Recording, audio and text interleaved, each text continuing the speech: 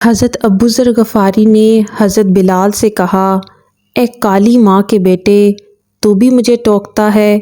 یہ بات بلال کا سینہ چیر گئی، اور یہ بات سن کر حضرت بلال رونے لگے اور کہا، میں یہ بات رسول اللہ صلی اللہ علیہ وآلہ وسلم کو بتاؤں گا۔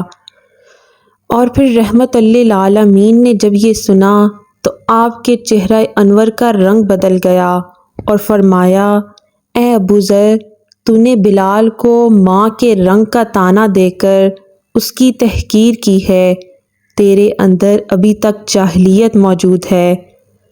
آپ صلی اللہ علیہ وآلہ وسلم کی زبان مبارک سے یہ سن کر حضرت ابو ذر کی ہچکی بند گئی اور عرض کیا، یا رسول اللہ، میرے لیے بخشش کی دعا کیجیے، اور پھر روتے ہوئے بلال کے گھر کی جانب دوڑ لگا دی۔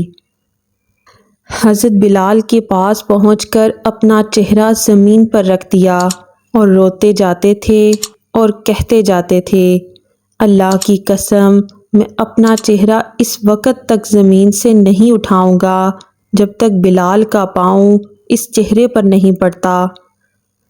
اے بلال، آپ عزت والے ہیں اور ابو ذر ذلیل ہے۔ اور پھر بلال نے پاس آ کر حضرت ابو ذر کا چہرہ چوم لیا اور کہا، میں ایسے چہرے پر پاؤں نہیں رکھ سکتا جو رب کریم کے سامنے جھکتا ہو۔ اور پھر دونوں بغل گیر ہو کر دیر تک روتے رہے۔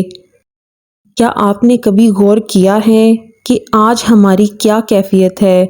ہم کتنی دفعہ دوسروں کی تذلیل کرتے ہیں، کبھی فرقہ اور سیاسی گروہ کی بنیاد پر، کبھی رنگ و نسل کی بنیاد پر، کبھی مالی حالت کی بنیاد پر، کبھی علم کی بنیاد پر، اور کبھی عمل کی بنیاد پر، جیسے ہم نے تقویٰ کا سرٹیفکیٹ لے رکھا ہے، اور پھر زندگی میں کم ہی وقت ملتا ہے کہ ہم اس پر معذرت کریں اور اعتراف کریں کہ ہم نے زیادتی کی تھی۔